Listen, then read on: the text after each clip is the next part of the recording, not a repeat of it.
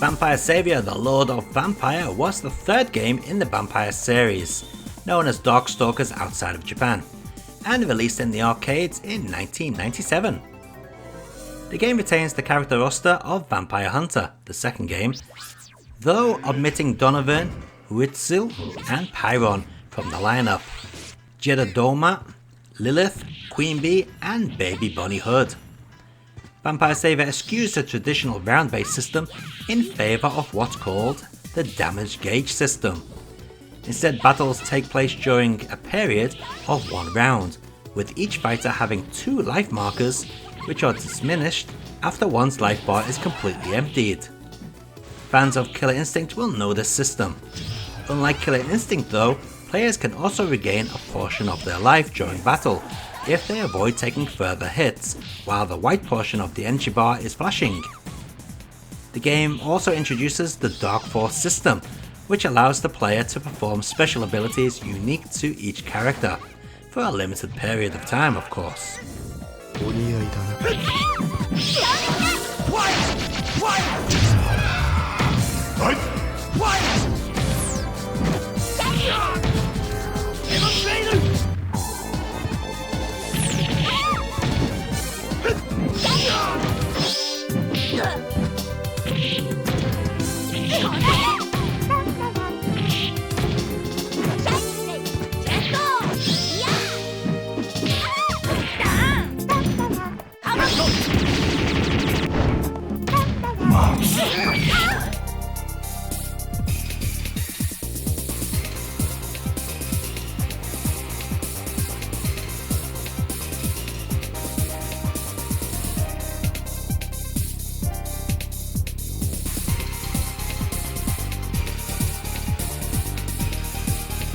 The first port of Vampire Savior was for the Sega Saturn.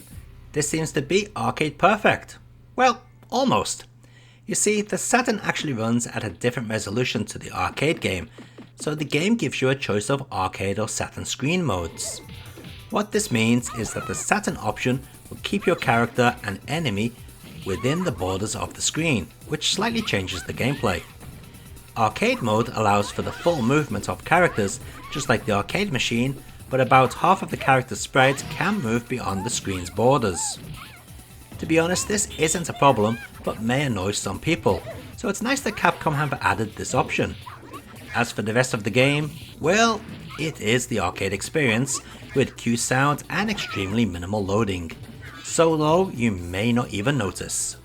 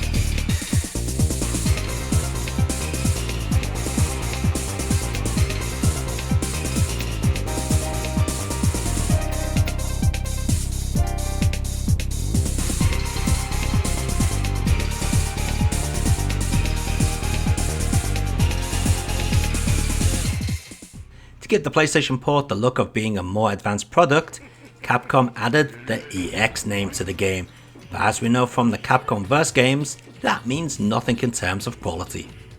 So is Vampire Savior another mess on the PlayStation? Well, surprisingly not. There's much more in the way of character animation this time, and the backgrounds seem to be intact too. Those horrid slowdown issues that plagued the first Capcom games are still here though, and like the first games, this plays slower than it should, and has much lower quality audio. Saying all that, it isn't a bad port. The game is still playable, and while not a patch on the Arcade Perfect Saturn port, it is a very good alternative if you only have a PlayStation.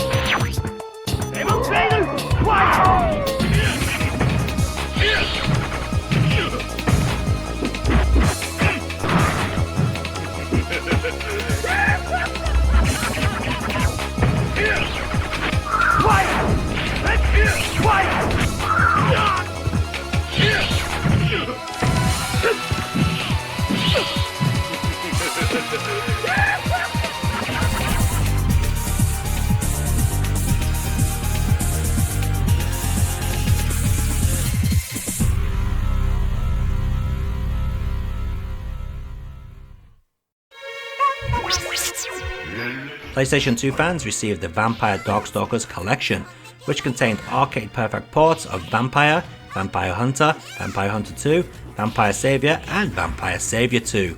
A great compilation for fans of the series.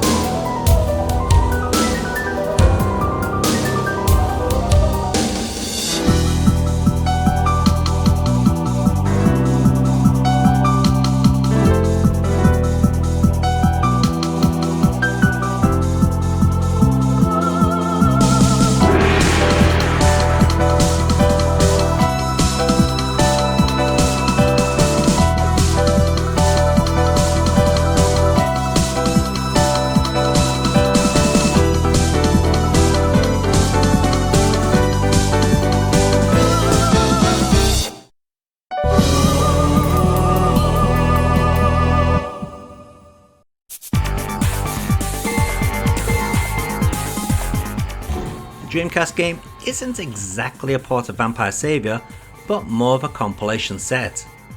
What we have is the base core game that tends to use colour palettes different from Vampire Savior for the backgrounds, but does allow you to play in the exact same style as either the original game, Vampire Hunter or Vampire Savior. It also allows you to customize the special combo style as well to match any of the 4 Vampire games. So with the right setting, this can be a port of Vampire Savior. So how is it? Well, it's actually better than the arcade thanks to the flexibility this game offers and online burst mode. You can't ask for better than that.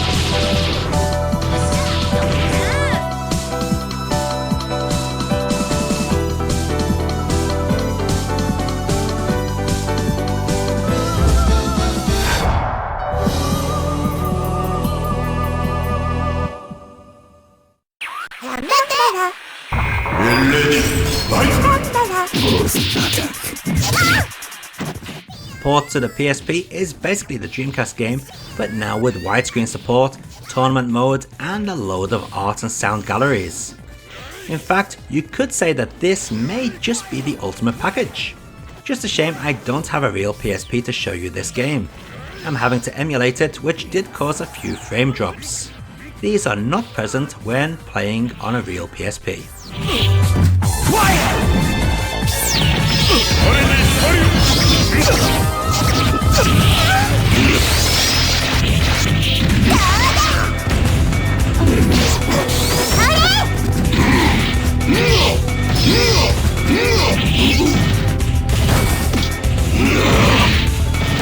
Not afraid!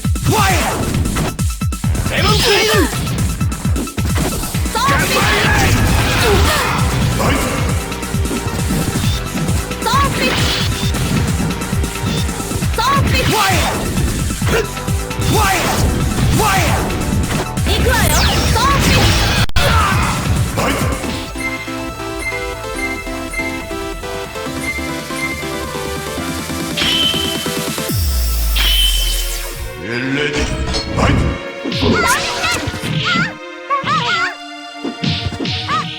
This is more of a HD upgrade of Vampire Hunter and Vampire Savior. Each game is arcade perfect in terms of animation and gameplay, but both now have the typical selection of crappy image filters, as well as a few arcade style filters and an awful widescreen mode that just basically stretches the image, unlike the PlayStation Portable widescreen mode. In addition, this port also has online versus just like the Dreamcast and PSP games. Unfortunately, this game was never released on physical media as far as I'm aware, so you'd better download it now while it's still around. Currently the Xbox 360 version is available, but I'm not sure about the PS3.